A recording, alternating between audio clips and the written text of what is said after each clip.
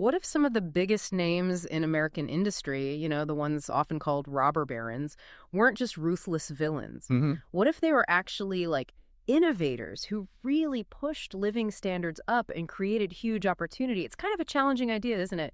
Goes against a lot of what we think we know. It absolutely is.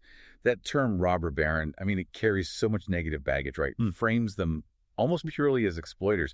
It's a really, really ingrained historical view. And that's exactly what we're digging into today. We're doing a deep dive into Burton W. Folsom Jr.'s book, The Myth of the Robber Barons. Yeah, this book tackles those narratives head on. It asks us to look at figures like, say, Cornelius Vanderbilt or John D. Rockefeller in a totally new light, sometimes a surprisingly positive one. Our mission today is to unpack Folsom's analysis, how he argues his case. We want to explore how he tries to dismantle these myths, figure out his core insights, and, well, understand the strategies that make the book so compelling. And frankly, pretty controversial for some people. We want to give you a shortcut to understanding this whole debate. And just so you know, you are experiencing a unique two-host AI conversation powered by Google's NotebookLM for deeper, more dynamic book analysis. Okay, let's get into it. To really get Folsom's argument, we need to know where he's coming from. Who is Burton W. Folsom Jr.? What's his background? Right. So Folsom is a pretty eminent historian. He's known for his work in American economic history. Okay. But what really defines his perspective is his strong advocacy for free market principles. He held a major position at Hillsdale College, the Charles F. Line Chair, and he's linked with libertarian think tanks. Ah. And this isn't just like a side note. It's fundamental to the book's whole approach, its ethos. He uses both his academic chops and his free market stance to build credibility. So definitely coming from a specific economic viewpoint. That's crucial context. And when did the book come out? What was going on then? It was first published back in 1987. And that was a time, of pretty intense debate again about capitalism, the government's role in business. Right, Reagan-era thinking maybe? Sort of in that context, yeah. Folsom very deliberately positions his book as a response to historical narratives that really took hold during the Great Depression and within progressive academic circles. He's basically jumping into an ongoing argument. Saying, hold on, let's look at this again. Exactly. Let's re-examine this story we've all been told. And who is he trying to convince? Just academics? Or broader? Primarily, I'd say students, educators, people interested in policy, and just general readers curious about U.S. economic history. Okay. What's interesting is that many of them would already know the term robber baron, maybe even be a bit skeptical of it already. Okay. The fact that it got picked up so much in colleges really shows its teaching aim. It's meant to challenge accepted ideas, spark debate. So it's meant to provoke thought, not just present facts passively. What's the main goal then? What's the core argument he's pushing? The absolute central purpose is to tear down that negative robber baron myth.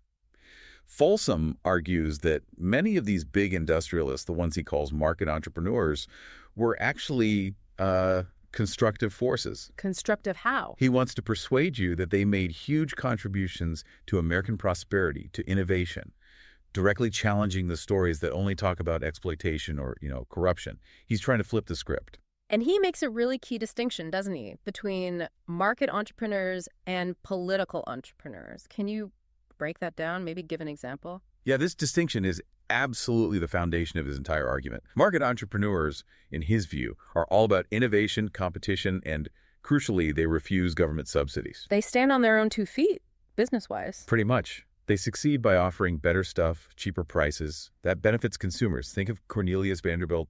Folsom uses him as a prime example. He revolutionized shipping, then railroads, by just relentlessly cutting costs, sometimes slashed freight rates by like 90%, made goods way cheaper for everybody. Right. And he did it through pure competition. No government handouts. Then, on the other side, you have the political entrepreneurs. Folsom argues these guys are dependent on government favors. How so? They often use political influence to get monopolies, subsidies, tariffs, that kind of thing. It'll be some of the railroad guys who got massive government land grants and cash. Folsom argues they often succeeded not through efficiency, but through connections. And the result, in his view? Often stagnation, higher costs passed on to the public, less real innovation because they were shielded from competition. He paints them as relying on taxpayer money, often hurting the economy overall. That distinction really changes how you might evaluate these figures, and he covers some major players, right, besides Vanderbilt. Oh, yeah. He digs into John D. Rockefeller, arguing his innovations in oil refining dramatically lowered the price of kerosene, lighting up homes for millions. Okay. James J. Hill, another railroad guy. But Folsom praises him for building a successful transcontinental line without federal land grants, unlike many others. Interesting contrast there. Definitely. Also, Andrew Mellon in finance, Charles Schwab in steel, even the Scranton family, looking at how they built their industrial empire over generations.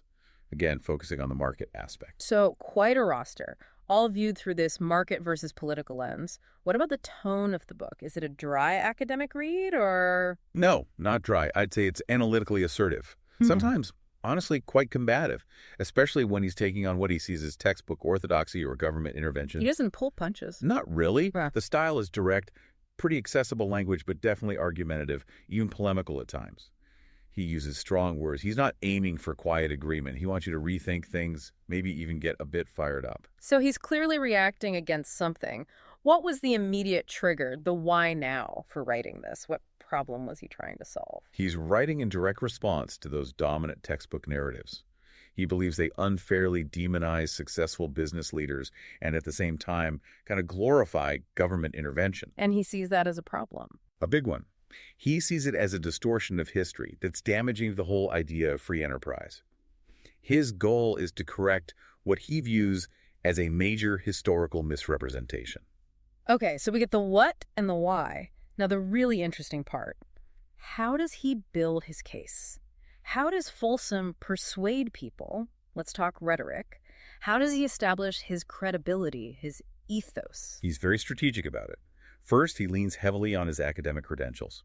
You see citations everywhere, original documents, loads of statistics, references to other historical research. Like specific examples. Yeah, he'll pull data from, say, specific company reports to show price drops or market share changes, or cite government records about subsidies. It shouts expertise, authority. Okay, using the evidence. Right. And second, he deliberately positions himself against what he terms liberal historians, or the higher education elite. He sometimes names specific historians or textbooks he disagrees with. Setting them up as foils. Exactly. It frames his book as a necessary correction. Like he's saying, look, here's the standard view you've probably heard. Now here's the evidence that contradicts it. It's like inviting you into a debate. But does his known affiliation with free market groups affect how people see his credibility? Oh, absolutely. For readers already sympathetic to free market ideas, it probably strengthens his credibility, makes him a trusted voice. But for others? For others, it might raise red flags about potential bias. They might wonder if he's only presenting one side. So it works both ways, depending on the reader's own perspective. It's definitely something to be aware of as you read. Makes sense. Now, what about appealing to emotions, the pathos? Does he try to make you feel a certain way? He does, yeah, but it's generally quite subtle, I think. He taps into admiration for things like entrepreneurial grit, perseverance, innovation, linking them to the whole American dream idea. Why does he do that? Through anecdotes, mostly. Stories of these guys rising from humble beginnings, like Vanderbilt, starting with one small ferry boat. Or stories of immigrant workers finding good jobs in the industries these entrepreneurs built. It creates an emotional connection. So celebrating the success story. Right. And on the flip side, he might try to stir a bit of frustration or maybe indignation about government waste or corruption, or what he presents as unfair attacks by academics. But I'd say his main appeal isn't really raw emotion. It's more about building confidence in his logical argument. He wants you to feel convinced by the evidence, not just swayed by feeling. Okay, let's talk about that the logos. How does he structure the argument? How does he use reason and evidence? This is really the heart of the book. It's very logically structured around that core distinction, market versus political entrepreneurs. He uses detailed case studies for each type, packed with evidence. What kind of evidence? All sorts. Industry comparisons showing how, say, Vanderbilt's low rates forced competitors to lower theirs.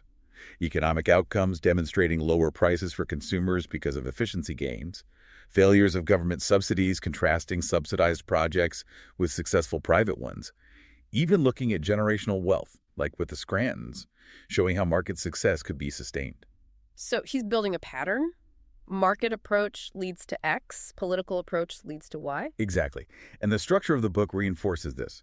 Each chapter tends to focus on a specific entrepreneur or theme. Like mini biographies. Sort of.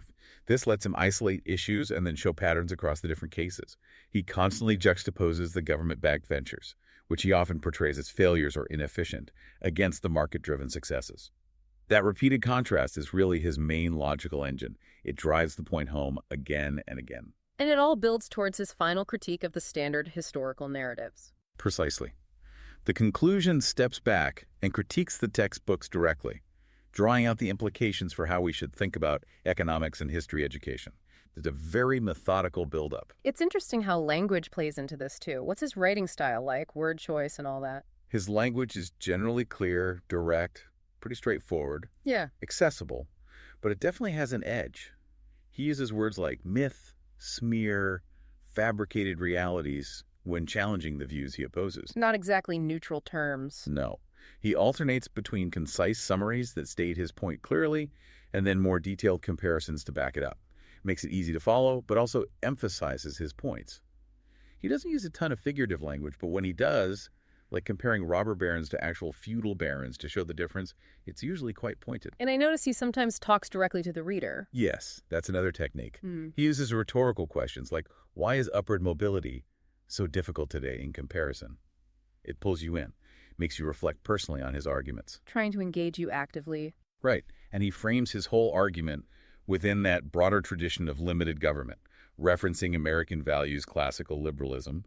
There's also a subtle use of irony sometimes when he critiques government reforms that he argues actually made things worse compared to market solutions. This seems like a good moment to pause. If you're finding this breakdown useful and thought-provoking, just a reminder that we explore more analyses like this in our Mindful Moments on our YouTube channel. They offer AI book analysis aimed at inspiring reflection and rational thinking. Good point. So bringing it all together, if you had to state Folsom's central thesis, his main claim, what would it be? Okay, boiling it down, I think Folsom's core argument is basically this. The famous industrialists, often labeled robber barons, were mostly not villains. Instead, they were market entrepreneurs whose relentless competition and innovation dramatically improved living standards, created vast opportunities, and have been seriously misunderstood and unfairly criticized by many historians and government proponents. That captures it well. And he builds that case, piece by piece, using biography, economic data, and that constant critique of the opposing view, all structured chapter by chapter. It's definitely a strong reframing. Now let's evaluate it. What are the book's biggest strengths in making its case? Well, Folsom is really effective at using specific evidence and compelling biographical details to challenge the standard narrative. Those case studies are powerful. And that distinction he draws, market versus political entrepreneurs, it gives you a really useful alternative framework for thinking about these historical figures. It definitely makes you reconsider things. Fair enough, but no book is perfect. What are the common criticisms leveled against it? Where do people find fault? Probably the most common criticism is the potential for selective evidence. Some reviewers argue he sometimes highlights data supporting his thesis, while maybe downplaying or ignoring evidence that complicates it, like the less ethical business practices some of these figures definitely engaged in. So, focusing on Rockefeller's efficiency, but maybe glossing over some of his aggressive tactics? Potentially, yeah. And as we mentioned, his strong ideological alignment with libertarianism leads some critics to say there's a confirmation bias. It resonates strongly with sympathizers, but might put off readers looking for a more neutral take. The argument is sometimes made that in his effort to correct one perceived bias, he might oversimplify things a bit, sacrificing some nuance for the sake of his argument. So powerful, but perhaps not the whole complex story for everyone. How accessible is it generally? Is it just for academics? No, it's actually quite accessible. He explains concepts pretty clearly, avoids overly dense jargon. It works well for students, general readers. Yeah. But that strong ideological stance we talked about, Yeah.